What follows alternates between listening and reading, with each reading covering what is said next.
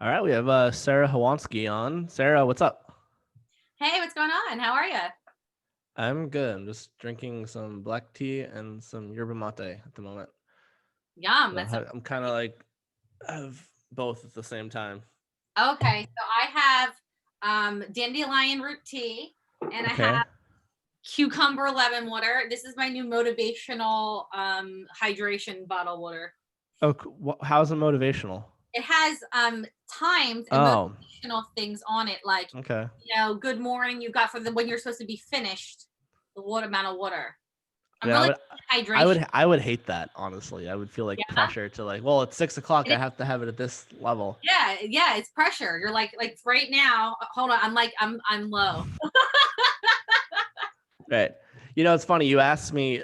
I was telling you right before the show that I had started that 75 hard program. You said you never heard of it. So basically, it's like a year long program, and I didn't know it was a year when I started. Otherwise, I probably wouldn't have started.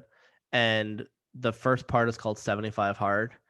If you just Google it, like it's kind of this like viral thing now, and it's for good reason. Like it really works. And it's called like a mental toughness program. And for me, it was just kind of like, oh, that's interesting. Like whatever, I'll just try something. So basically, every day for 75 days straight, you have to eat a clean diet. It doesn't matter what it is, just whatever it is for you. No cheat meals, two 45-minute workouts a day. One of them has to be outdoors. Then you have the so the water, yeah, Every and day. then one of them has to be outdoors. Wow. And then you have to drink a gallon of water a day. So like I have a water bottle back that I use. So you could use that. And then there's you have to just take a photo of yourself. You don't have to post it anywhere. Um, no alcohol, and then 10 pages of a book that has to be hard copy. Like it can't I'm be a gonna do this. You know why? I'm already almost doing it. I'm gonna do that. I'm yeah. almost there. So then and then you have to, but it can't be a Kindle or an audiobook. It has to be hard paperback. Yeah. And so it's interesting. Like I was mostly doing it, like not every day. But the hard part is when you have to do it every day. And then the other thing is if you mess up, even though like let's say you have Right 120, over. if you have 127 ounces of water instead of 128, you have to start from day one. I want to And do that. it's a three phase and it's a 4 part year long program that you embark. But the requirement is you have to listen to the podcast about it first. You can't. Okay. I'll send it to you after. But yeah, it's cool. I'm totally gonna do it. So, Sweet. um, like your viewers obviously don't know me. Like my name is Sara Howanski. I'm the owner of White Label Consulting. But part of my life is development and coaching and growth. And what I've realized is I've gotten to the state where I literally grow myself so much that like if I take a day off or like God forbid if I slack a little bit, I'm like super hard on myself that I'm like not growing exponentially. Like so I Mm-hmm. do find that like I love growth. I think it's really good, but it's like it's an addictive thing. Like it's addictive. You get like really into it, and it's hard to like stop growing. Well, then that could be the next space is to not have to be like pushed by it. Yeah, that's very. It's yeah. Well, I actually I will acknowledge you. I actually saw you live into that a bit because when I was I don't really talk about it on here, but like when I was talking to you about the program that I was leading the other week, and you're like, well, I don't want to just keep doing all these things. Like, I want to like just chill the fuck out for a bit, but like maybe talking a year from now, like the fact that you had the discipline to do that is actually really good because what you don't want to do is like people who just kind of go from thing to thing and you kind of miss life along the way. Yeah. We had I can't say names, but I had a woman in the program this past weekend and she was like really smart entrepreneur. Like you'd love her actually. She's like very into like empowering women in business and whatever. But like she clearly had this thing around like, well, I just need the next thing. And we had a whole conversation of like, you don't need the next thing. Like you don't need this to get to the next thing either. And we had this whole thing about like, improving her sales. And we did this whole work around her sales, which had nothing to do with her sales, which is the funny thing. Mhm. Usually never does. But in her mind, before we had that, like, I don't want to call it an intervention, but like that was a pretty intense conversation. In her world, it was like, well, once I'm done with this, I just need to do a sales training. And I said to her, I was like, how long have you been in the like living from a place of I just need to do the next sales training? She goes, since 1996. I go, you think maybe it's not another sales training that you need? Like, Yeah, she needs like a vacation without Literally. the phone. Yeah. That's no, but that's so true. I think that we get caught up in this. Like, there's like two different kinds of people. There's the people who don't ever think they need to grow ever. They've been eating the same food, the same. They literally might be wearing the same clothes that they've been for like 10 years. I'm glad it works for you, but this is who I am, and I'm really happy for you. But this is how I do my life. Yeah, I know. Or you're like, hey, can we go to this restaurant? They're like, well, we've been going to this other place for 25 years, so let's just go there. Like We know it's good. Yeah, they won't go out of their box. Then there's the people who are like you and I, who get like, okay, we're gonna grow this. Okay, I need to improve this. And then there's a point where you have to stop and like just appreciate yourself for where you're at and stop like searching, you know? Yeah, well, I mean, that was I know we've talked about Landmark as well, like offline. Probably one of the biggest things I got from doing that 12 years ago was realizing there was nothing to fix, and like there was nothing to grow from. Like it actually it completely altered the context for growth for me, where it was like, oh, as adding on, or how do you think of it? God, it's really hard to explain, but like it's kind of like so there's this whole distinction that they go into on the third day of the program. So here's the problem, right? With anything that's experiential or ontological, explaining it makes no difference, because it either will sound like common sense and it's like, well, I already agree, or I know that already. Yeah, so it's like it's one thing to explain, it's another thing to distinguish it and like to discover something for yourself. So it's sort of like the disclaimer that what I'm about to say is not going to be like life-changing for anyone, what I'm about to say. But when you discover it for yourself, it's like people like fucking cry, and it's like it was one of the most intense experiences of my life. But anyway, so it's kind of like you could say change is like, well, there's something wrong, I need to fix it. Like that, like our minds often go there, like, oh well, my sales are not where I want to be, so I need to work on my confidence, or I need to work on my leadership abilities.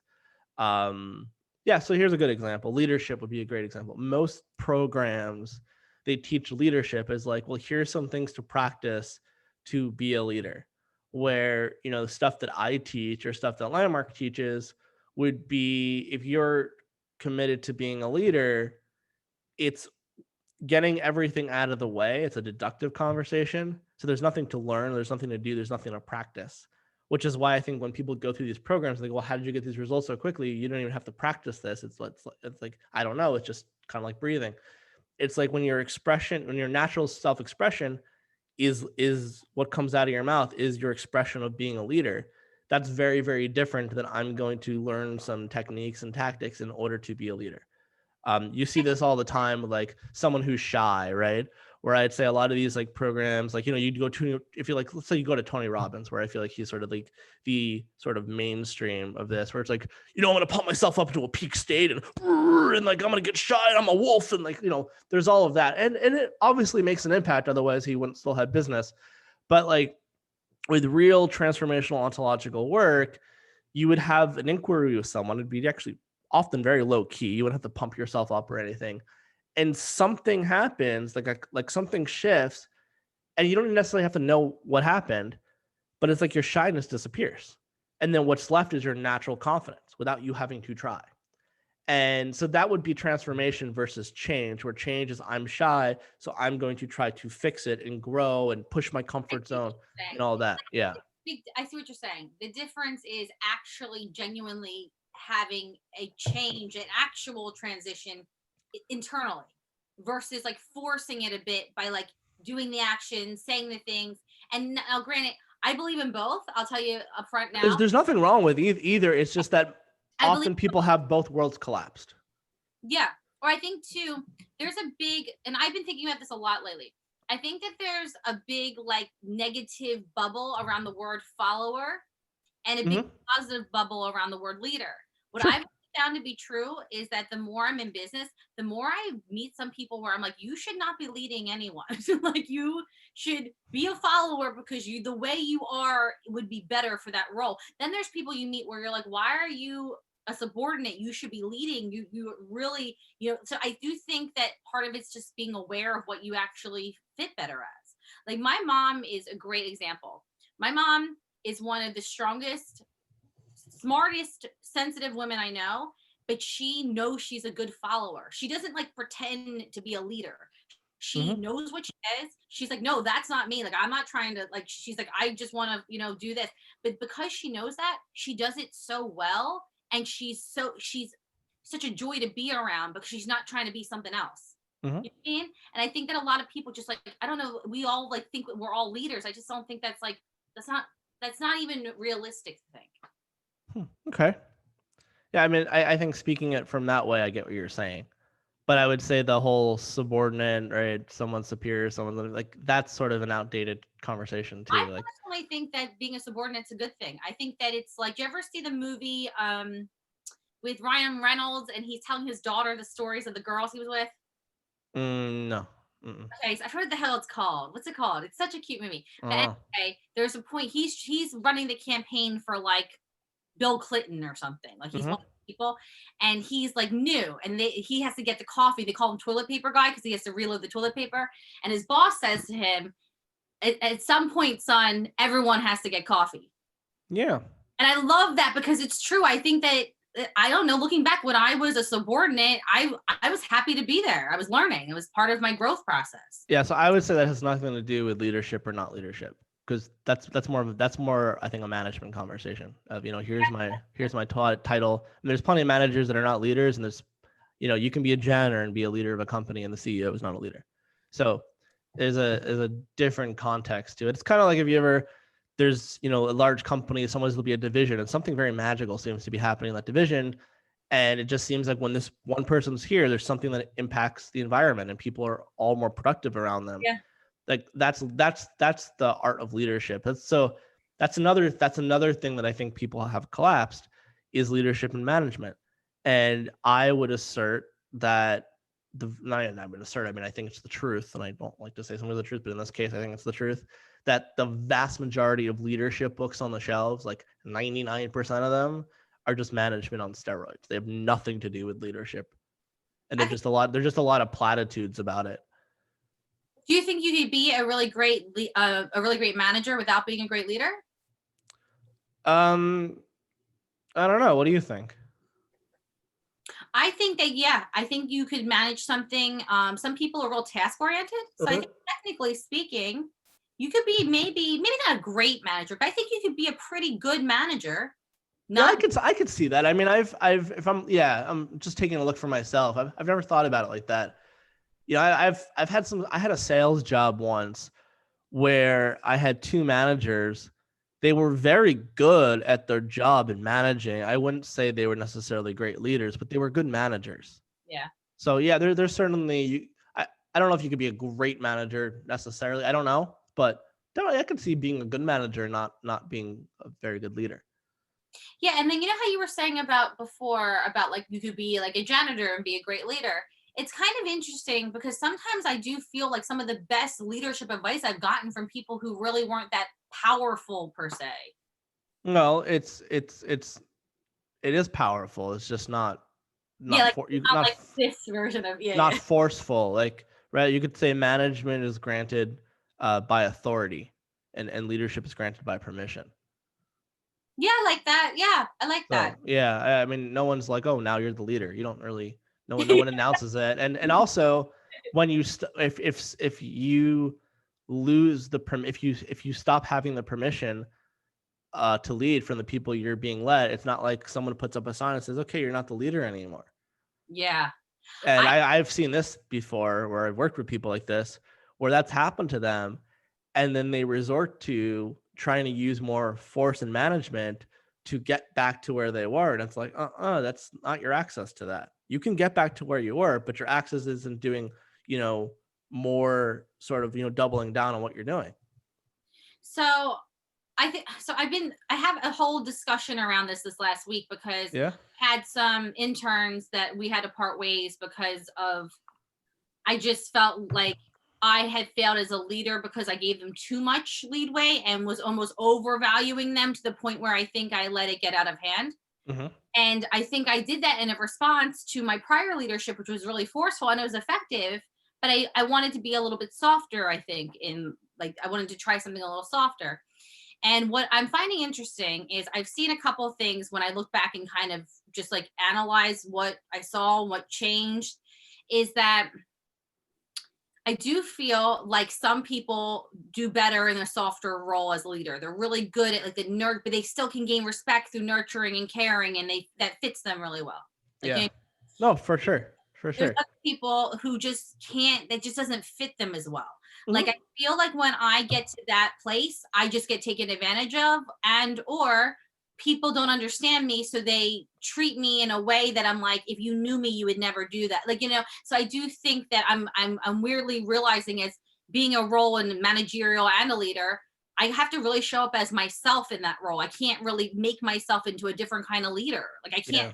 Yeah, and so that was Well, really, because then that would be a management style. It would be some kind of manipulation. Well, I'm gonna be like this with someone. Doesn't mean you have to tell everyone your whole life story, but I'd say my experience anyway. The people who are most powerful at stepping into those roles is when they're literally coming from that authentic place and being themselves. yeah, As and I corny really as it feel like sounds. my authentic place is a little bit more crass and abrasive, but that's my Yeah. authentic leadership place. So Sarah, why? you crass? Really? So I'm coming from this place that's trying to be so nice and Hold gentle, on, but I have to say, so it's funny you say that because so for those that don't know it, I'm sure none of you know, unless you know me and I've shared a story about Sarah. We met at a coffee shop. Was it how long ago? Is it maybe 6, 8 months ago? I don't know how. it's here now. Year? Really? A year? Jesus. So we met at a Grand Cafe, which is like one of my favorite places in Philly, and you were just like eating a salad and you had these like cool boots on. They were like very intense. They like intense like boots. But they were awesome. And I think I said something about your boots. I was like, I love your boots. Um, but one of the first things I was present to being around you was like, wow, this girl's intense. Like, holy fuck. Like, so the crassness, like I picked up on it before a word came out of your mouth. Thank you. Yeah. Yeah, you're welcome. That is a by the way, that's a compliment. Yeah. No, I definitely took it like that. Yeah. I like people. It actually like makes me uncomfortable where like I'm around someone and I like am not present to what I'm present to. It's like, huh, I can't really like get their vibe. Like there's Yeah. like some weird shit in the way. Ugh, like ugh. I hear that too. I'd rather know someone's like really nice or really mean or really something. I agree when you're like, what are you? Like, or what? Right. Yeah. Yeah. Yeah. So But yeah, so anyway, I definitely want to return to my natural state of leadership, which honestly is so much more effective and so much more natural. So I just hired 2 more people, so I'm going to go back to my old leadership ways. cool. And just to kind of touch back on reminiscing, there was this one leader particularly that stands out. He's a very big man, like very big guy, and he had a leadership style that was, I would say, borderlining on abusive. And looking back, I don't understand why he had so many followers, even though he had a lot of people who hated him. Yeah. He still had a fair amount of followers who like loved him, and I still just don't understand. He would bully girls into crying. Jesus.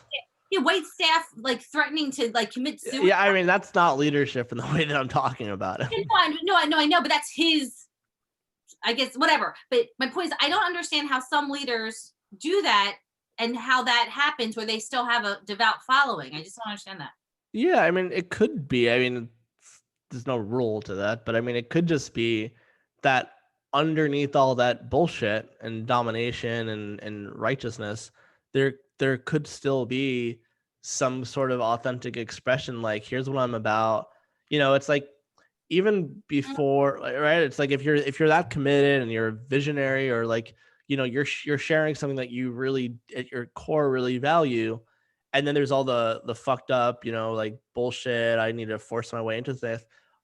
There's going to be people I'd be like, well, he's an asshole, but I'm really just I find myself really effective around them, and I have friends who like because I don't ever coach my friends or call people on stuff. Like I have some friends where it's like, holy shit, you need to put yourself into something, but like I love being around them because that stuff I don't take personally. I don't even like let them interact with me like that. So like, well, they can, but it's not going to go too far. But underneath it, they're really committed to something, and there's certain people that aren't going to take it personally, and then there's also certain people that being yelled at like that feeds into their identity, and then they get to be like, well, one day I can be like that. And, that there's a whole conversation around that. So now that you're saying it, actually, in the way you just relate it, reminded me that I actually have someone that I used to look up to that was abusive, but not abusive, but definitely not the right way, leadership wise, he brought out the best in me because I worked the hardest when I was a kid. I was like 15, but now looking back, I didn't really look at him like, oh, I can't follow him. I almost felt like he was going to make me better because it was driving me to work harder. Yeah, for sure. I could totally see that. Yeah. So what have you been up to? Like, what have you been doing in your life? I right now I'm halfway done a training course for real estates for marketing for how to market their own their themselves, how to market themselves online. So it's called Selling Elite. Okay. I am finished all the outlining content and I have to do the videos. So I basically am doing it's a sales training program online. Okay. Yeah, with modules and videos and stuff like that. Is it good or it's just bullshit? No, I think it's great. I mean, I hope it's good. I spent time on it. I don't know. There's a lot of good stuff and a lot of garbage out there, and it's hard to tell the difference sometimes. I haven't finished it, so I'm not sure. If it's garbage, I won't release it. But I would say that I feel like. Oh wait, this is something you're designing. Yeah. Oh, I heard it as you're taking a course. Oh no, I'm making. Oh. Sorry. Oh, okay. Yeah. Are you designing something that's absolute bullshit? Like, yeah, sorry. I hope not. Yeah. No, I'm making it. It's called. Oh, cool. I'm creating it. And I'm really excited about it. It's my first sales training program. I want to do, or my first online program, and I want white label, which was my company. I want to have half of my company's income being, or maybe more, just from programs. And what is your company doing right now? I mean, what is sort of like your day to day? I feel like you're always doing something. I just can't keep track of you.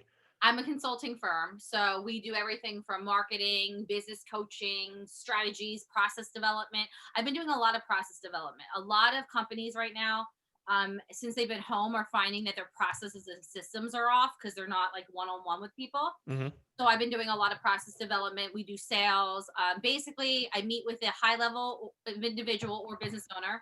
I evaluate what they need, and they let me know what they want, and then I give them a strategy on how to do it. And they either pay me to train them, or we do it together, or they have my company do it. Usually we do like a blend of two. How'd you get into that?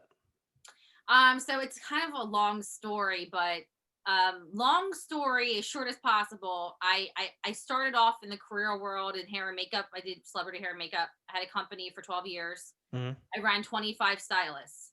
I decided I didn't want to do that at all. And being young and stupid, instead of like selling the company, I just quit. Like, as I was like 24 and I didn't know what to do with myself. Mm-hmm. Maybe not 24, 25. Then I decided I wanted to sell Mercedes. So I started selling them, sold them for 3 years, got recruited to be a financial advisor. While I was there, I got recruited to be a business director, and I never had done it. I didn't know anything about it. They just said, you're giving us good business advice. Want to be our director? And I was like, sure. So I did it. And I had a real knack for it. I actually remember, Eric, being in the bathroom at the place, Googling what's business development, because I didn't even know what it was. And on my card, it says business developer director. I didn't even know what it was. And I had a knack for it. I figured shit out, raised $2 million for them in 2 weeks for investment purposes. I hired a bunch. We did this whole thing. It was great. And then after that was all said and done, I didn't know what I was going to do. And then people started asking me to help them market their businesses. And that's how the company got started. And that was about 3 years ago. Oh, so, yeah. How's it been since? It turned into a career, and I love it. That's the best. That's the best when you can do that. The coolest thing is that I used to write in my journal for 4 years. I wrote down almost every day. I'm so grateful for my consulting firm. And I had no idea or how I was going to get there at all. I used to just write that down all the time. And it's just weird. And I forgot about it. I rewrite my journal a couple months ago and was like, oh my gosh, I used to write this down all the time. And were you visualizing it though? Was it more than just some lofty dream? Was it you were really clear this was going to happen?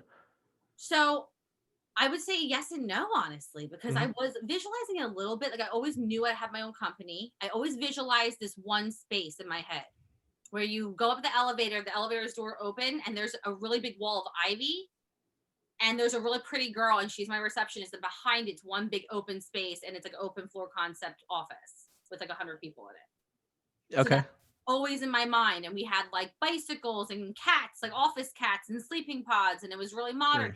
So that was always in my mind, and my office was way in the back. But I don't think I knew what office it was until obviously now. But I mean, that was always in my head. I always knew too I'd have a company, but I didn't know. I honestly thought to myself, this is a great dream, Sarah, but like you don't have consulting experience. That's what I used to think. Yeah. I feel like a lot of consultants are dumbasses though. So if you're even like decently competent, you can be okay. Right. If I just listen to my client and work, it's like I win. Yeah, literally the bar's kind of low. No offense. No. It's so true. And you know what? Not for nothing. I think that I'm grateful for that actually, because it makes me look really good. But at the same time, I would love to be someone who changes the consulting industry a little bit to where people expect you to actually give them something of value. Yeah, I mean, I was actually just having a conversation with someone last night, kind of about this, where there's in the coaching world, and I'm not talking about like life coaches, but people doing like ontological coaching. There's sometimes this fear that like, oh, well, I'm not going to know what to say. I'm going to, get stumped or whatever. And like, I even have that fear. Like every program I'm about to do, I'm always like really fucking nervous. Like before I'm gonna do it, I'm like, well, what someone's gonna like trick me or like whatever. Like all the just bullshit that I say to myself. And what it comes down to is like you're in a conversation with someone, and it's if you have sort of the background and have that mastery in the material and the distinctions, someone could. I mean, it doesn't matter what someone says. You're having an inquiry with someone, so there's it can never go bad, ever. Right. And sometimes you will share something and someone will discover something. I mean, you have to learn how to know how to give an inquiry. I mean, there's a skill set to that. But if you have that skill set and someone discovers something, it's going to be like this profound fucking thing for people, because, I've 7-8 years of doing this, and that person's the first time they're ever doing anything like that most of the time, and I'd imagine with you, it's like, often people just kind of run their business and they don't even think about their processes or, all the stuff that you specialize in.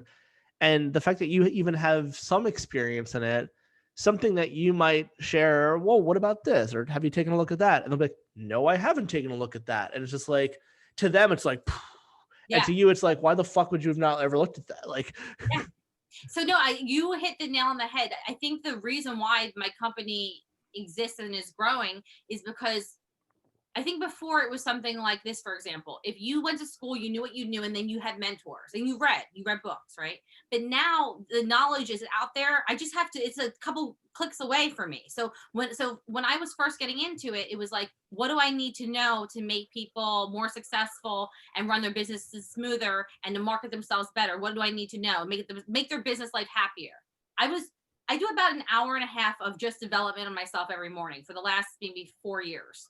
what do you do in the morning? So I'm an early riser. I wake up at like 3:45, 3:30. Jesus. I do Okay.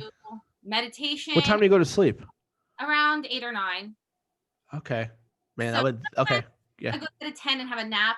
But sometimes I wake up later. Usually it's between 3:30 and 4:30 though. Okay. I read for about an hour. I'm always reading some different kinds of books. I read in paperback. I don't like Kindles, and I mean, I'll do some audiobook, but I really prefer paperback. I journal. I set my diet for the day. I set my workout plan for the day. I do my gratitudes. I do goal setting. I plan my day out. Then I usually meal prep in the morning as well for what I'm going to eat. And then I stretch, work out, get ready, eat breakfast, and maybe talk to a couple people, and then get ready and start my work day around 9. Holy shit. That's amazing. Yeah. Wow. That's good for you. That's really impressive. Thank you. So during that time in the morning, I started really learning. I'm like, oh my God, people have systems and processes who are very successful. Why do small businesses not have this? Then it was like, wait a minute, why is this person not doing sales and they're complaining they don't have any money and they have staff getting paid, but no one's doing any sale reaches? So then it started kind of clicking for me. Okay, if you're paying someone and they're not doing anything because you're not busy, they should be doing sales reaches and then you'll be busy and you won't. So it was kind of like this easy to figure out puzzle over time. The hardest part is not figuring out what's wrong. The hardest part is inspiring the owner or the person in charge to change their habits, to change what happens. That's the hardest part. Huh. Very cool. Give someone, like, let's say I was like, Yeah. Eric, this is how you make $2 million more a year. You could read it and say, okay, I agree, but you have to actually do it. So it's like a whole, Yeah. I mean, does it ever get to the point where, like, I don't know how I could do this? This seems very daunting. I definitely had some hurdles where I was unsure, but I got to admit, I think that's why I'm good at what I do, because when I don't know, I go learn and figure it out. I call a million people, I'm asking questions. I don't know if there's ever been something I couldn't figure out except this one particular client. Hmm. I was getting him so many leads, especially for financial. He was a financial advisor. He wanted to build his team. I was probably supplying him with 3 to 7 warm leads a week on people who were interested in becoming an advisor for about 4 months, and he couldn't close one of them. And I was doing sales work, and I was doing confidence work, and I was doing mindset work with him. And I don't till this day understand how that's possible. That's the only person I've ever really been stumped with. I don't know what he was doing. Yeah, I don't know. I mean, some people just aren't cut out for certain things as well. I mean, that's true. There is some truth to that. You accidentally close someone by accident? I know. Yeah. I don't know.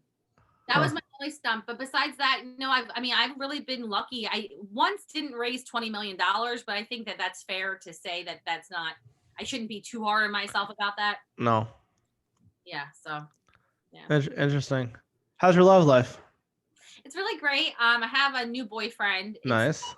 This is the guy in New York? Yeah, he's from New York. He lives in Brooklyn.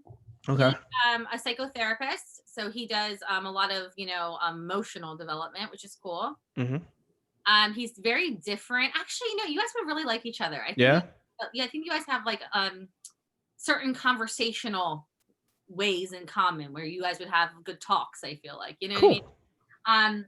He's very sweet. He's very tattooed. He's like tattooed from his like neck to his feet. He's very tattooed.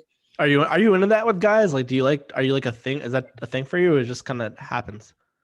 I've dated one other person who was tattooed before, but before that, no. It's not. I'm not really like that. If you lined up every guy I dated, there's not a rhythm to it. It's not really. I do definitely. I mean, I kind of definitely go towards like lighter and tall, but not real. I mean, yeah. I do go for, I think, people who are kind of a little bit crazy. I think that's something in common.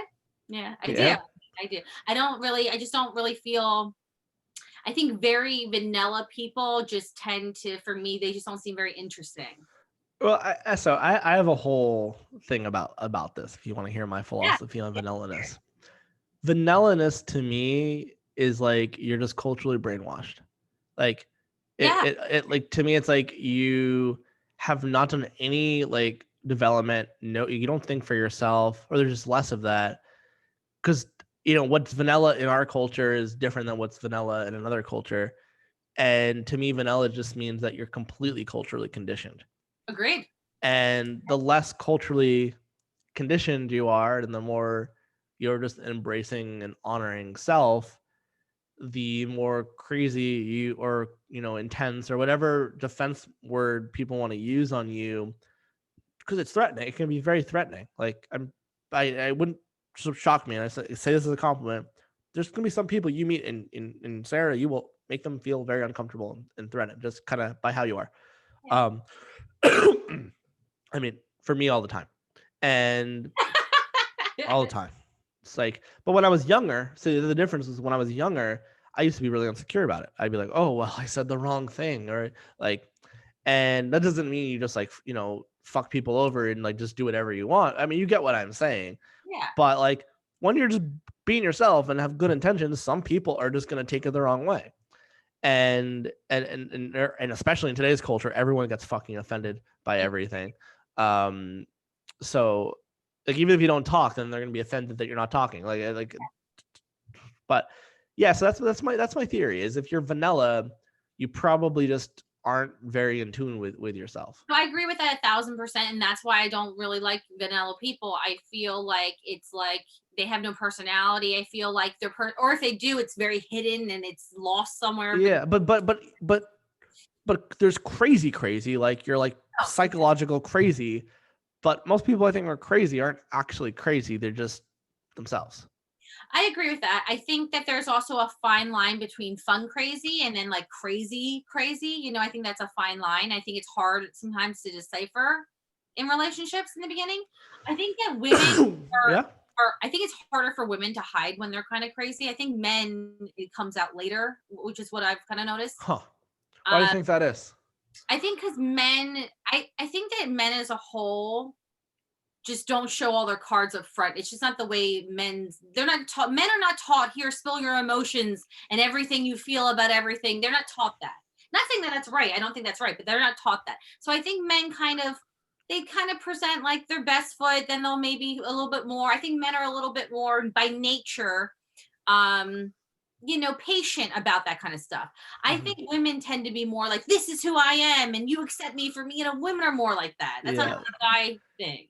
I think part of that, I mean, I think I would say a lot of that I think is socially conditioned too, where like for instance, right? There's plenty of days where like I'll have some, I'll feel really lonely or I'll feel like, I'm not, and I'm like, I have friends. Like, why am I fucking lonely? Like, I'll have whatever feelings I have, and I can very just see like, okay, this is just my brain being crazy right now. It's not me. And I feel actually not only that, but if I was to like go call a friend and like, call on a friend like, I'm so lonely today, like, whatever, they'd be like, okay, like Yeah. shut the fuck up. Like, so like there's less where I mean, I'm not gonna say this is all a woman, but like I've seen plenty of women where like very smart and self-aware, and they'll be like, I'm so sad today, just sad. And like you comfort them, and it's okay. And you see their girlfriends talk to them, and let's just go get dinner. We'll do some drinks tonight and party, and we'll just forget about like. So I think when you have those feedback loops, right? Like I can get nervous to be like, I'm so sad today, but I wouldn't say I have a hard time expressing my emotions. I just have to be mindful of responsibly expressing my emotions, and I think society at a society level, there's a real big difference between the way that I would get treated versus the way a woman Yeah. treated, saying You the would exact look same thing. at a wimp if you were to go around saying how you felt all the time every time you had a You bump. wouldn't you would get so annoyed by it. Yeah. I would get annoyed by it. I'd be like, what the fuck's wrong? What the fuck? Like this is So I operate mentally much more like a guy in that sense because I've come from, two very male driven industries, financial advising and the car industry. yeah So the way in my mind, when women do that to me, I'm even kind of like, oh my God, get a grip, girl. Like go deal with yeah that on your own. But women, so there's a classic case of women who are like, oh, I have more guy friends. But the reason why I have a lot of guy friends is because of the fact I feel more connected to the fact that they don't do that. They don't call me crying, my guy friends. They don't. yeah. And my girlfriends, I don't always know what to do with them. And I feel badly because sometimes they'll call me and they'll be like, oh my God, Sarah, like, he's cheated on me 7 times, but how do I fix it? And I'm like, oh my God, break up with him. Jesus fuck. Yeah, but see, women most women will like nurture that and help them, and that's just not. So I think I have a harder time as I get older keeping girlfriends because I'm not there for those things. I just don't. Yeah. Yeah, no, I totally understand. But you don't strike me as someone.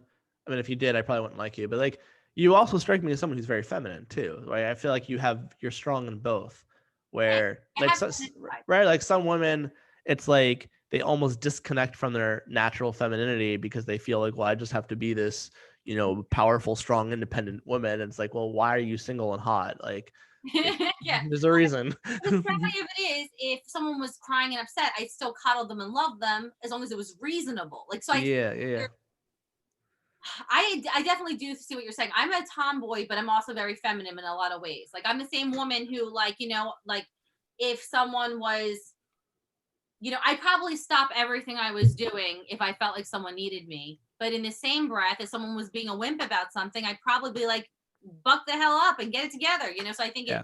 just depends. Yeah, I feel like most of my women friends are kind of like you in that regard because I can relate a lot to it as well, right? I mean, like, I don't come in and be like, look at what a macho guy I am. I don't have any emotions, like, but I don't have any problem like being masculine. I just also have emotions, and like it's a normal part of my fucking humanity. Well, you're also very in touch with them, which is very refreshing. So this is where I thought of how much you and my boyfriend actually have in common in that sense.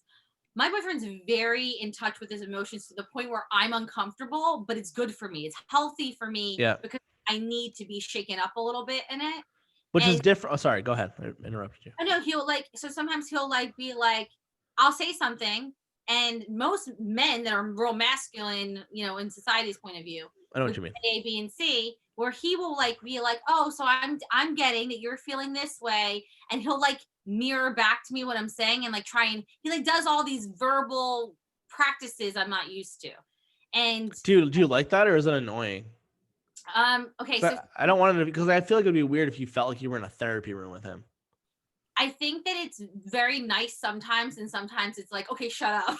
Like sometimes it's great, and other times I'm like, oh my god, shut the fuck up, But I think most of the time I like it. I like it because it's different, and I do think there's a certain amount. He has a lot of feminine qualities, and I have a lot of masculine qualities, but we look the opposite. Like we look the opposite, Yeah. No, for sure. Which is, by the way, different than, like, I feel like the guy version of like the ball busting broad would be like the guy that just feels like, well, I'm so in touch with my feelings, and like just like showering you with emotions all the time, and it's like, oh fucking Christ's sake, like that's a whole other like animal that.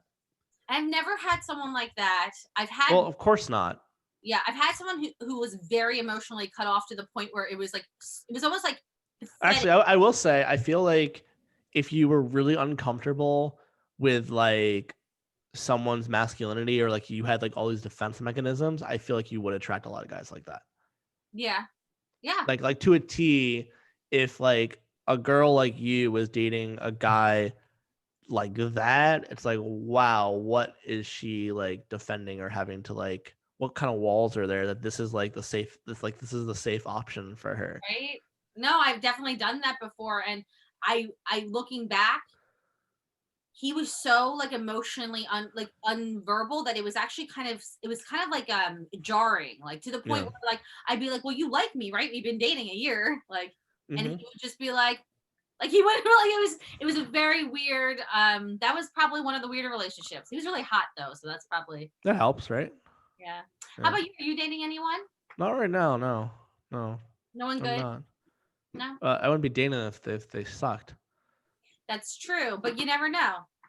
Yeah, I mean, again, if they were hot enough, yeah, I'd go on a few dates with them.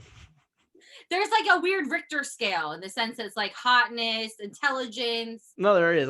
Here. This is my Richter scale. Like, obviously, I want you to be like attractive and take care of yourself, but then there's also, right, like there's. Have you ever seen the Hot Crazy Matrix on YouTube? The YouTube video of that.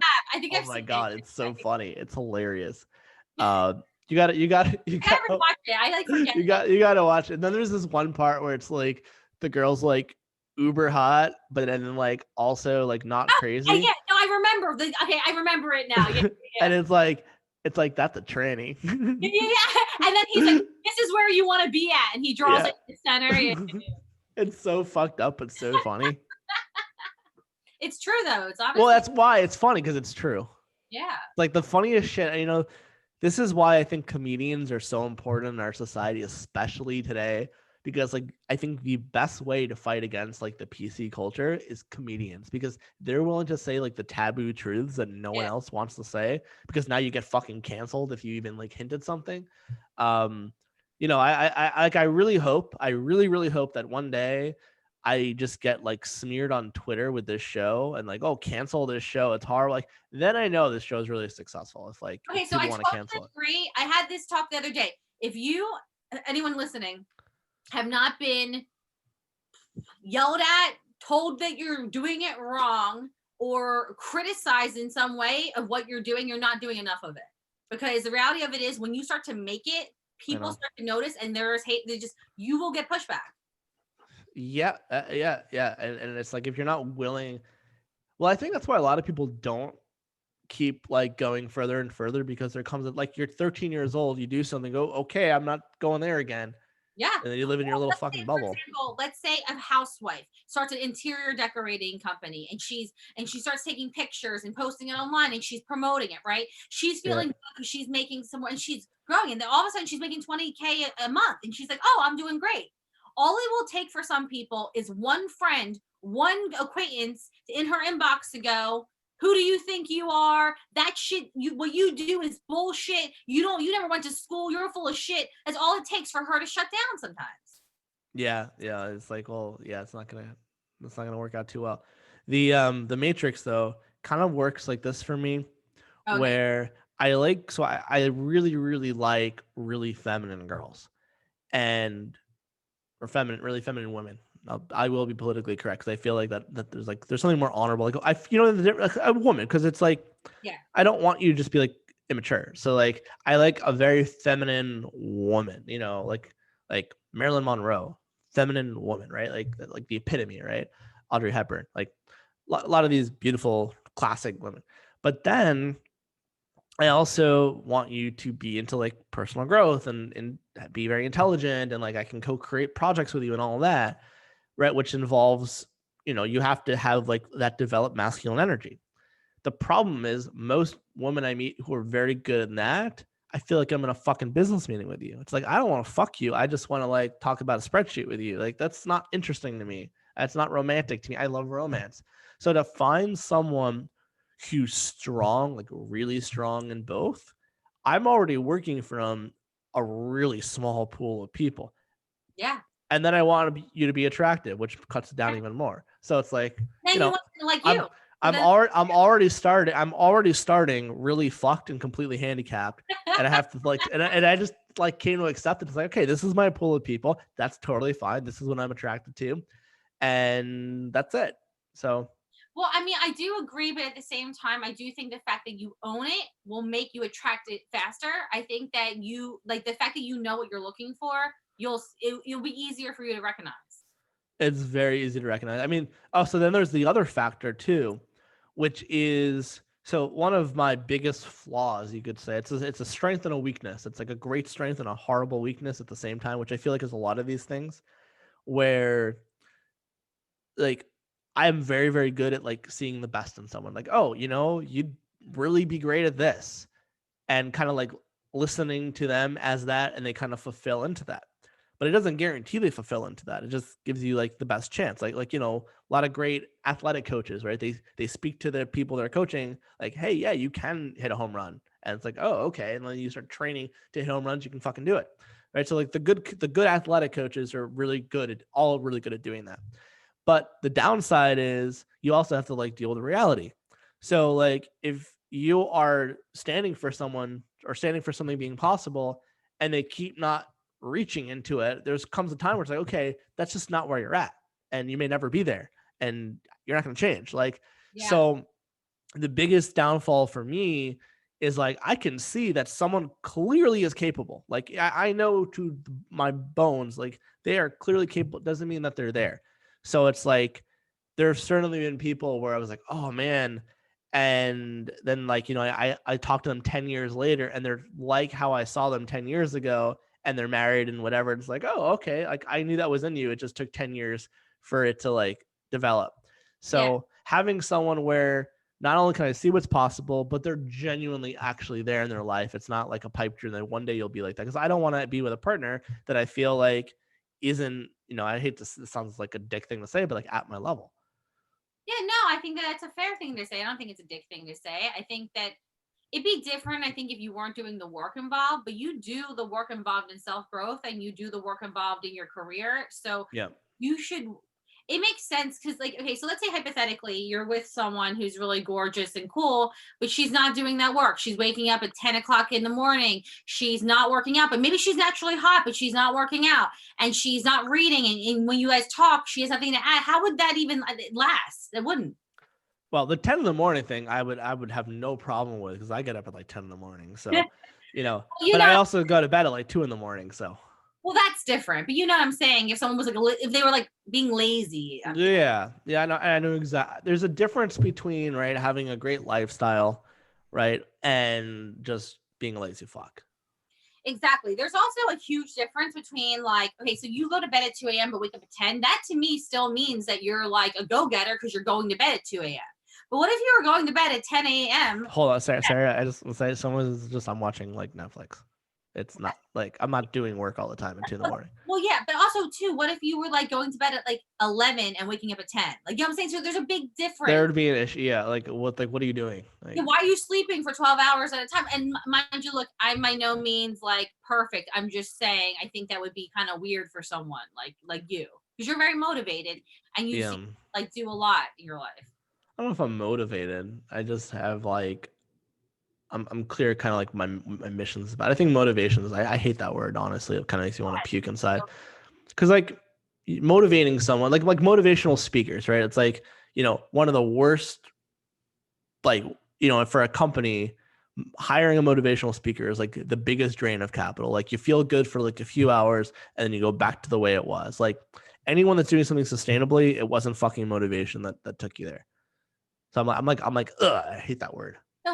Okay, so this is an interesting question because I've been asking myself the difference, because sometimes I'll work with someone and I really feel like I've changed their life. Like something about our work together will like imprint on them and inspire them, but then they'll take action and then they'll learn the systems through me, then they'll do, and then they've changed for life because of working with me. And that's ideal. And I love that. Yeah. Then sometimes I meet people and it doesn't happen. So then I reevaluate and I try and do it better suited for them. And then sometimes that works. And then sometimes it just doesn't work. And I'm like, is it just that they're not committed? Is there nothing I can do? Did I not figure out the right way? So I've been thinking a lot about the differences between inspiration, motivation, and actual change. Yeah, well, transformation. You could say, you know, in neuroscience, and the only reason I know about this is that my interest in ontological coaching, this is the source of action. So, you know, what neuroscientists would say is that your behavioral set, like people have way less free will than they would admit. Like so I'm going to include myself when I'm going to say this. Human beings are limited in their actions and their behaviors, actions, based off how reality occurs for them. So you can break that down in terms of, you know, your emotional state, your mental attitudes, or like, you know, your attitude about a situation or yourself, your body sensations, and your thoughts. And if you look at your life, there's never been an action you've ever taken or done that was not correlated to that, to those four things. It's and the way that you know that is you can look, but even if you didn't look, it's biologically impossible. So when and where you can really see this phenomenon, it's always easier to see this in other people. It's like you give someone really good advice and they kind of even maybe get it, and there's no action. And there's never any, it doesn't matter how hard you push, how much advice you share, how many resources you offer them. It's like, what the fuck's missing? Like, is there something I'm doing? You know, is there some, and it's, yes, there is something you're doing. What's inadequate that you're doing is you're not clear of how the situation occurs for them. It's actually an ontological issue. So this is a harder conversation in the West because we're all about like goal setting. But when you can break down, oh, this is how the situation occurs for you, got it. And you can actually work with someone in a way where the situation occurs for them differently, they start taking new actions. And that's the only way people start taking new actions in life. That produces a breakthrough. Is that what you mean by the situation being different? Do you mean their perspective? Yeah, you could say that. Okay. That makes sense. So I see what you're saying. So unless you're changing their perspective, then really you're not changing anything, because they need to change the way what they're seeing or where they're coming from. Yeah, and it's not necessarily you changing their perspective. It's having an inquiry with them so they discover something that they never saw before, which then impacts their perspective. Because if I just say, well, why don't you take a look at it, you know, in this way? Maybe your boss isn't an asshole. That doesn't do anything, because if their recurring world is their boss is an asshole, nothing you could say to do convince them is going to change that, unless what you're saying is already correlated to how their boss occurs for them, and then it will change it. So then it looks like, oh, the advice worked that time. But then the next time the advice doesn't work, I'm like, I don't know what changed. I don't know why it worked this time. I did the same thing, used the same technique. It's because in one situation, their occurring world already allowed for that advice. The second time, the occurring world did not allow for the advice, and then you wonder why it failed. So when you get to the source of behavioral shifts, it's, I would say as a coach, you become a lot more effective at working with people. What so this is something, and I don't know what to call it, but something I've noticed that you might be able to identify.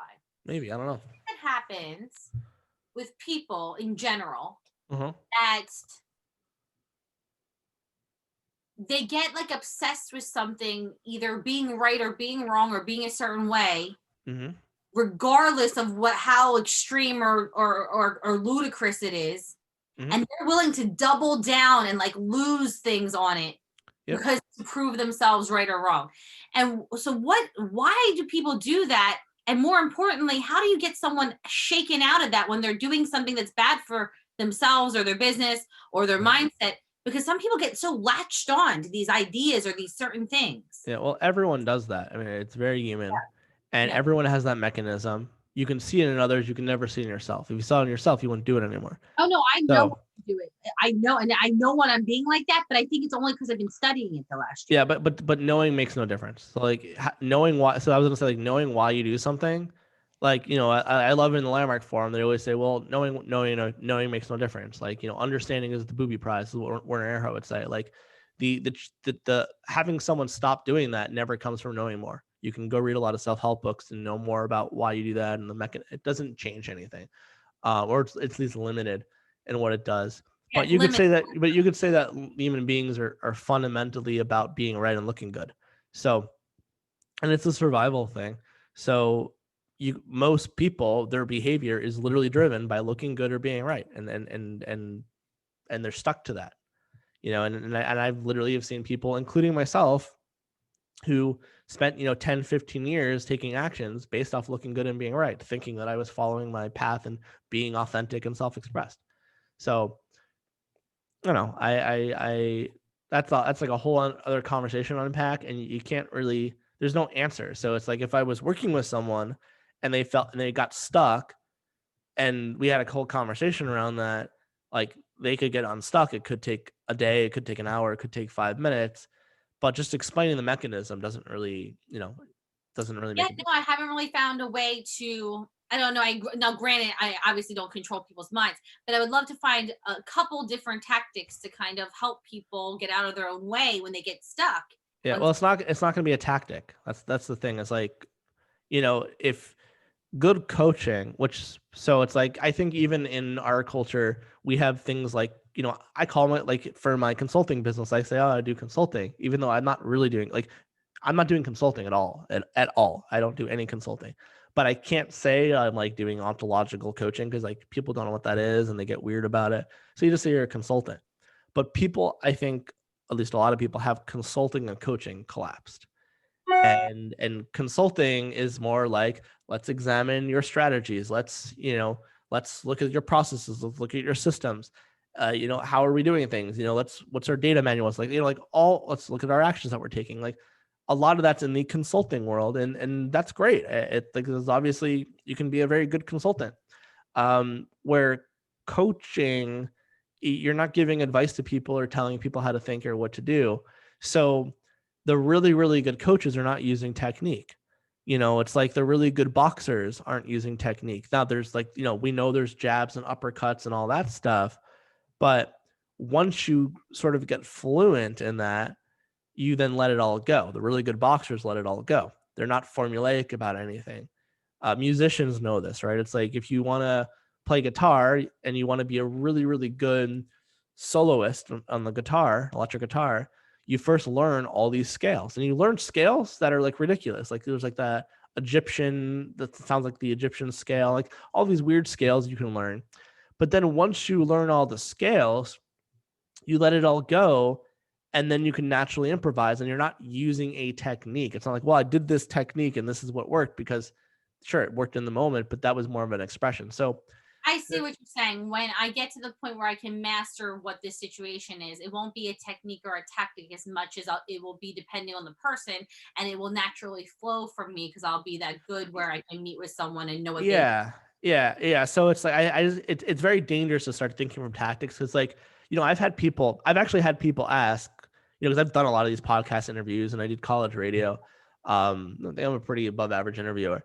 And some people say, well, like, what principles do you use to do interviews? Or like, oh, I see you doing that principle. And I'm like, maybe, sure. Like, so I'm sure that like in an interview or when you do things where you just feel in flow and you're very comfortable, you could probably derive principles from those behaviors. But the problem is like you're not thinking necessarily from the principle. It's not like, oh, I Yeah. said your name, so therefore you like me more or something. Because then people go, oh, well, Sarah, I don't know, Sarah. What about that, Sarah? And then it's like, oh, what the fuck are you doing? Like, Yeah, people get so hung up on. I think that there's good to have systems, practice, and tactics, but then people get so hung up on them that they yeah, get like this. Like if you do this, this will work. Now, granted, some things are obvious. Obviously, if you work harder, you most likely will be doing better at work, most likely. But that's not always a rule, and people treat things like rules. Like if yeah, you, we have, especially in business, we have this whole mythology that it's like you have the input and then what's the output. And a lot of people who are very linear in their thinking, they're very reluctant. And I think that's why coaching has taken longer to come into the business world than, let's say, the sports world, right? I mean, if you're Michael Jordan, you go, well, I don't need a coach because I'm already good. You're like, well, fuck you, you're off the team. But there's lots of people in business that are already successful and go, well, I don't need a coach. I'm already fine. And like that to me, like I get where it's coming from, but like if that ever came out of my mouth, like I would be disgusted with myself because it literally means like I've hit the peak of the mountain. Like it's so gross to me. I So hear you. like I'm a human being, I have blind spots and I'm always refining my game, always taking shit to the next level. Well, And you could say from a commitment to authenticity, I'm always looking to see where I'm being inauthentic. Right? If it's like doing authentic actions is not your access to authenticity. Looking for your inauthenticities is your access to authenticity. Integrity is the same way, right? It's like integrity is really important to me, which means I have way more integrity issues than the average person. Because if you don't have integrity issues, it means you don't give a fuck about your integrity. But people go around and be like, well, I have great integrity. It's like, great, so you're not looking. I'm always out of integrity with shit, and I'm always restoring integrity. I see what you're saying. It's like the person who thinks they're the best at sales needs the most help with sales because they don't work on it. Maybe. I mean, they might already be good and they don't need a lot of help. But if they were like, oh, okay, what's missing from my game? Oh, I'm shitty at listening. Oh, I'm manipulating here. Well, this I is have an agenda. Like, whatever. Yeah, well, one of the interesting things you said or that came up for me when you were speaking was about, Michael Jordan and about the coach thing. And it's so true because every person I've ever met, the more successful and the more money and the more business they're doing, always needed the coach and the development the most. Mm-hmm. They're always the ones that needed the most of it. And Why do you think that is? because they're already set in their, this is how we do things. We're good, and that like we aren't wrong. They're kind of set in that like we are right. We are, a great example is this one company I did some work with. They're very successful. They have a marketing team. And I started to kind of look into it and I was like, hey, kind of making suggestions. And over time, I learned through the staff that the marketing team didn't allow any staff members to suggest anything about social media. And I was like, that's kind of fucking weird. Like, no one's allowed to suggest anything. Like, what the fuck's that? So as I started to learn now, their social media presence is great, but they are losing so much social media help because everyone feels so disinvolved because the people are like, we're good, just like wall up, no help. So they can't help sell specials. Anything that they need to sell, they can't get help from their social media. Isn't that crazy? They can't get help. Yeah. Even the owner is scared to ask the social media company for help. And wow. Yeah, and when I learned about it, I'm like, so they make money, but think about all the money they could make if their social media, which is like 100,000 people deep, was able to sell. Like, it's just very strange. So as I keep going, I'm like, you know what? As I get higher up, the businesses that need the help, the mistakes they're making are costing them millions, not thousands. They're big mistakes. So and you can see that too. I think that's the hardest. I think that's the other thing too, is like it's way harder to talk about like the unseen, like it's kind of like in economics. I feel like it's the equivalent of You know what the broken window fallacy is? I've heard of it before. I think so. Yeah. I don't really remember it. Honestly. Yeah. So it's like, it's kind of why it's hard to explain like economic, like political stuff to people who are like very humanitarian and they just want a government program for everything. So an example would be like, so it comes from if I took a rock and I threw it at my window and then someone now had to get hired to repair the window, that's an economic stimulus. So therefore it increases GDP. So someone who only saw that would say, oh, look, you stimulated the economy. Where really I would say, no, you created destruction to the economy because that capital could have been used somewhere else more effectively. I destroyed capital to rebuild it, which is maybe that capital should have been to, start a business or to spend it on groceries. Like maybe that was more efficient use of capital. But it's hard to talk about what could have been. People only want to deal, or I don't say all people, but again, we think linearly. So it's like it's much easier for most people to see what's right in front of them. Yeah, I totally agree. And then you're right. People have a hard time thinking, what could this be? Right. Or what would this be? All they think of is like, okay, like I'm doing good or bad, and that's it. They have a hard time thinking outside the box. And I got to admit, it's very hard to break people's mental patterns around doing well when they're doing good, when they could be doing good, and it's very hard to break people's mental patterns around doing great when they're doing good, and how to do better if they're doing bad. Like a lot of people who are stuck in a bad rut have a weird mental pattern where even when things go good, they can't even, it's just always bad for them. Yeah. Yeah. I would say though, people who are at least not doing well, but want to do well, they're actually easier to take. Like there's less resistance at the beginning to take on certain coaching because they already see there's a gap. Where like someone who's already doing well, you actually have to first get them into a space where they feel like their life kind of sucks before they can actually move forward.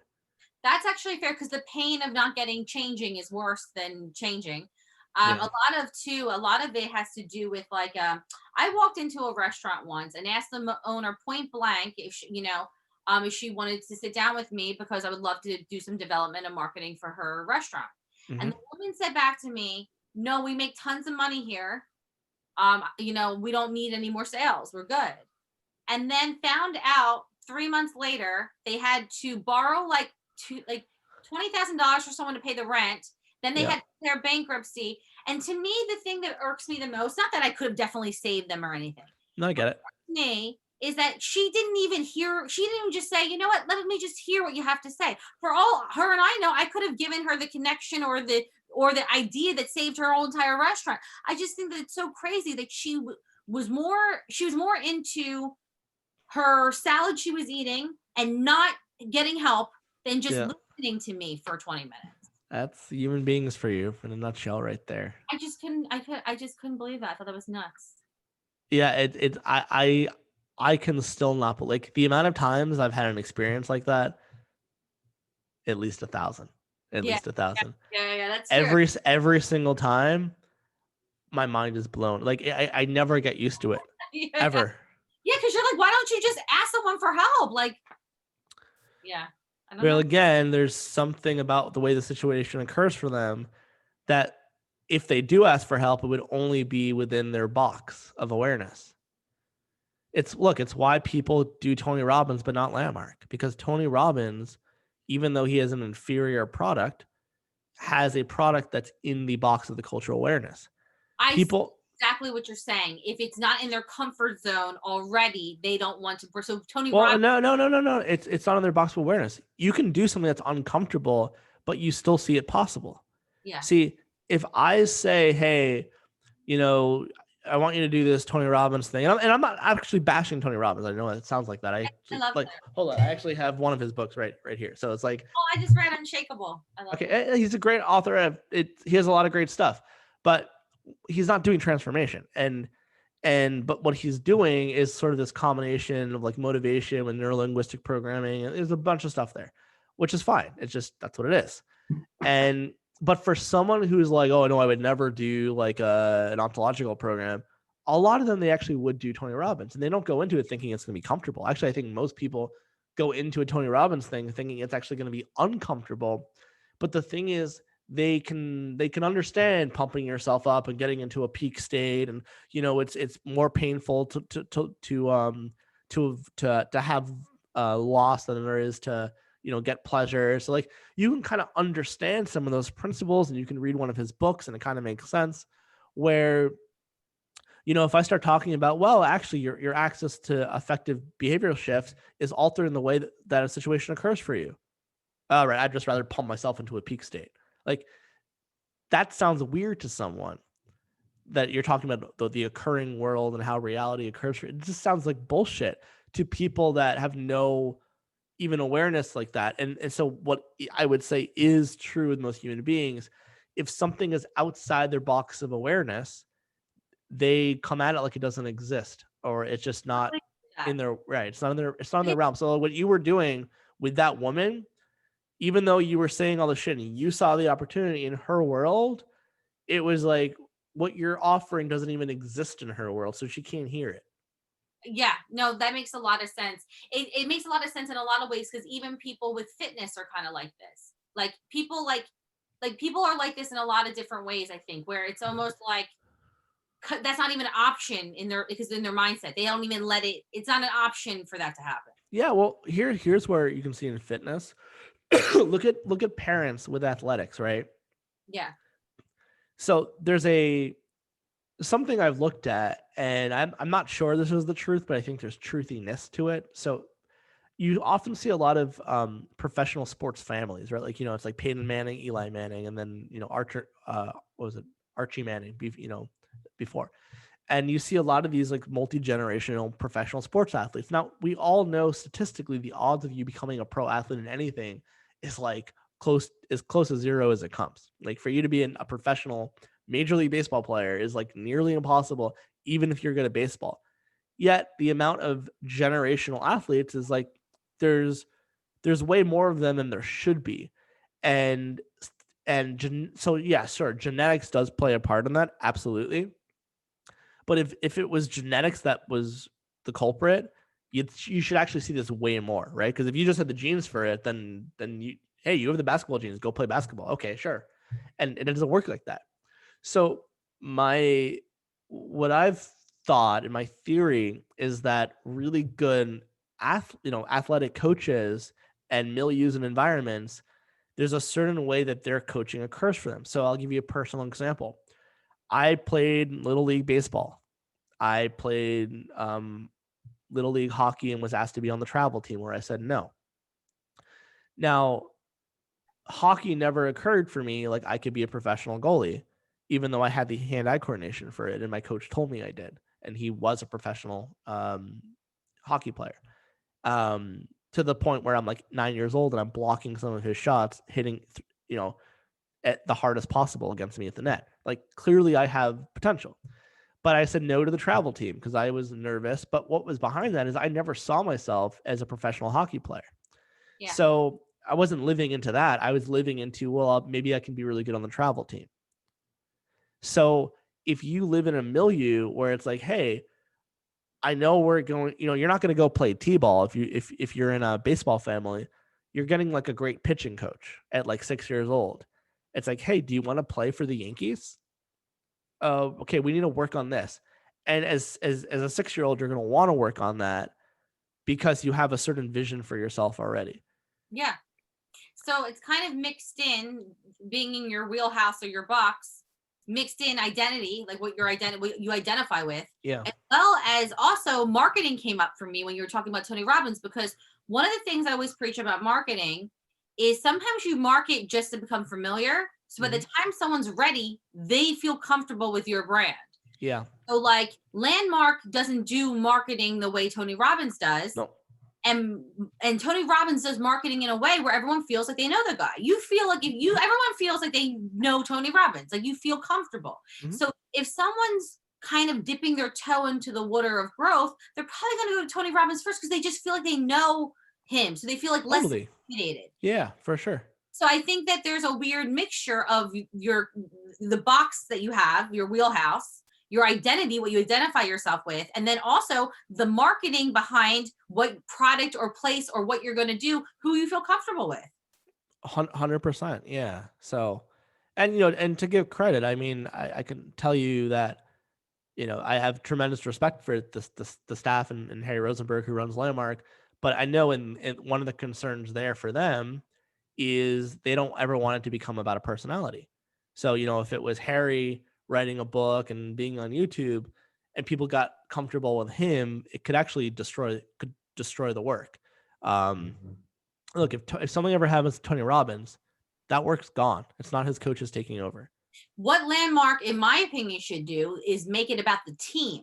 Should make it about the Landmark team, and then they market the team, so it's not one person or it's a group of people. Yep. And the team can switch with time, so that way it's not like one name, it's like a team. It's the Landmark team or whatever you would call it. That's where I think Landmark, it's a shame because I've never done it, but if it does what everyone I've met who's done it, it really does what everyone says it does, then why are they not marketing it that much? Because they would be able to help so many more people. Yeah, I mean, I can't tell you exactly what it is, but I think there's a lot of fear around certain, especially what happened to Warner in the 70s, and I think they're still scared of that. Yeah. That's just it's understandable though, because once you start to become really big and market you're exposed. You have a lot of visibility. So yeah, so I think a lot of that would come back, and they might just don't want to. I don't know. I mean, I can't speak for them, but they as I said to someone else the other day, it's like they run their business the way they want to, and for their goals, they're successful at it. So and they are a big name. Yeah, I mean, they're still a multi. I don't know how big it is. And they're still fairly big. I mean, they're in almost every continent now in the world, and so it's not like they're small. No, they're not. And I guess there's always the pros of the way they chose to grow, because the slow and steady, I mean, there is something to be said about it. Yep. So yeah. Yeah, I mean, look, I think it's always easier, and I'm speaking for myself as well, like it's always easier to see what someone else is doing and be like, well, they should do it this way, or they should do it that way. Like, I'm sure if I had 100 consultants look at my investment firm, I'd have a million trillion opinions of what I should be doing or shouldn't be doing. And maybe some of them would work, some of them wouldn't, and maybe some of them are equal, but it's like, what am I committed to? What's the lifestyle I want to have? Like, maybe I don't want to be doing certain things even though I'd make more money, like, so I very true. right? So there's a lot of these. It's always easier to just be like in the stands, like watching a game, be like, well, that fucking coach is an idiot and he should have called that play. It's like, well, he's the coach and you're not. So I want to be a millionaire without knowing what goes into it. So I totally agree. Yeah, right. It's like you're what's the word for it when you're when you're just screaming like on the bleachers and you think that you have the answer for it. It's like the backseat driver. So, oh, you should have done. I'm like, well, you're not driving. I am. So don't fucking get me into an accident. And it's the funniest thing. You look at sports fans and they're like, that was a stupid play and blah, blah, blah.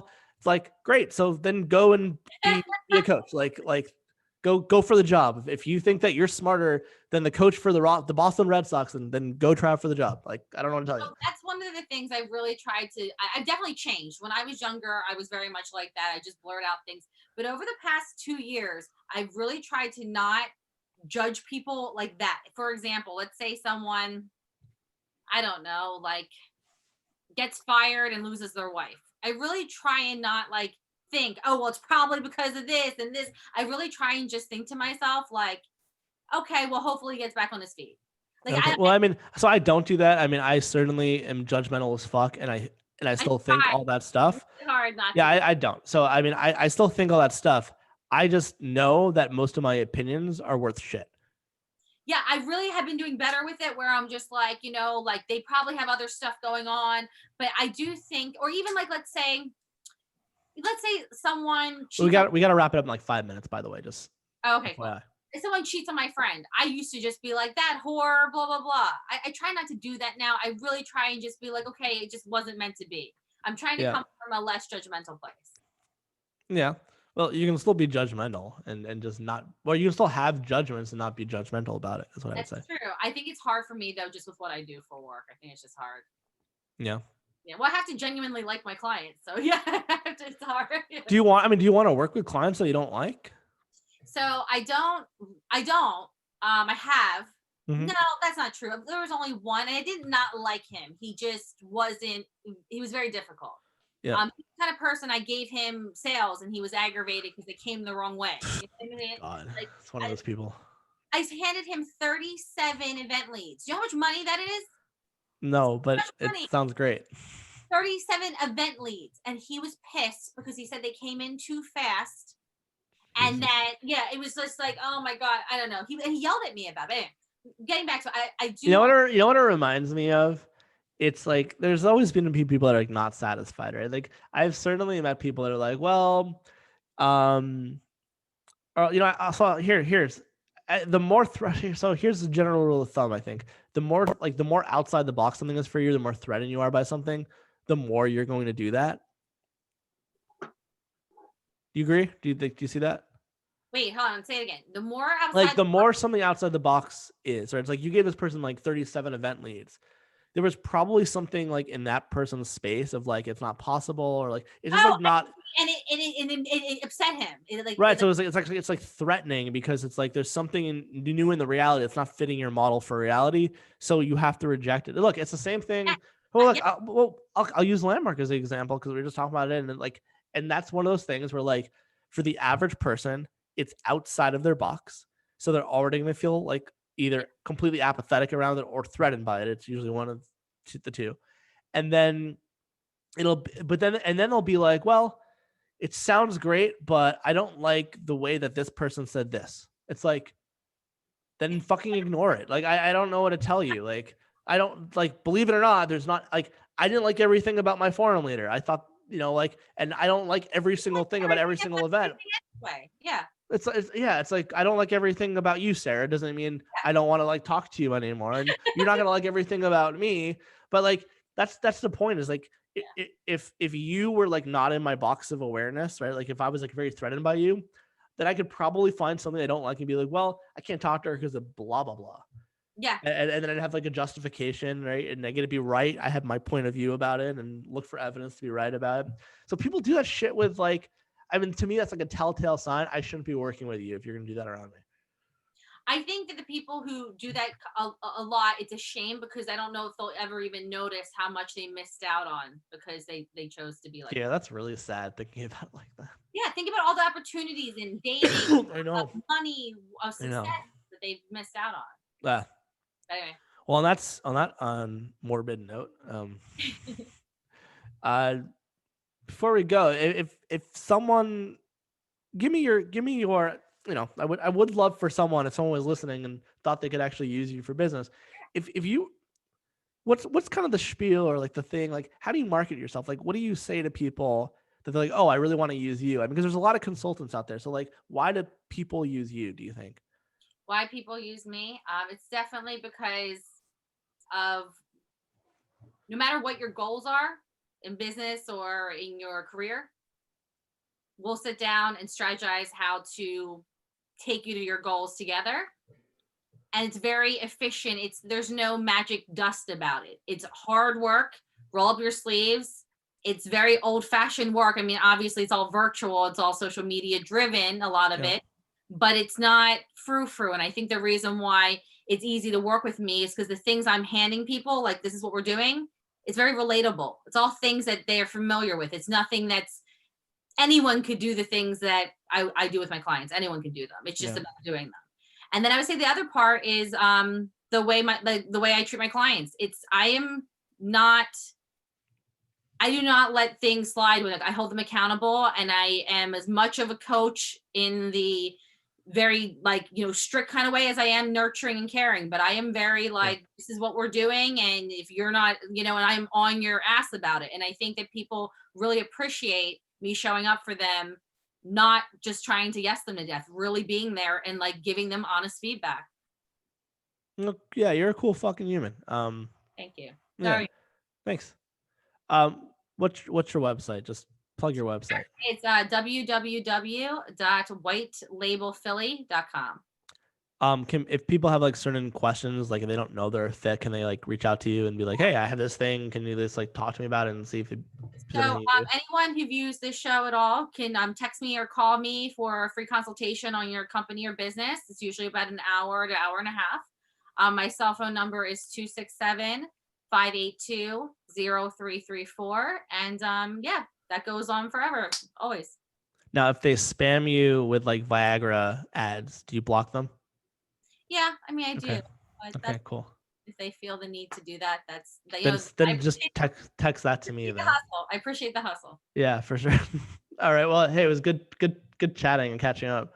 And good luck with your that sales training you're building. It sounds cool. Thank you. I'm really excited. And if it's garbage, then you won't release it. If it's garbage. Yeah. All right. I'll talk to you later. Talk to you later. Bye. See ya. Bye.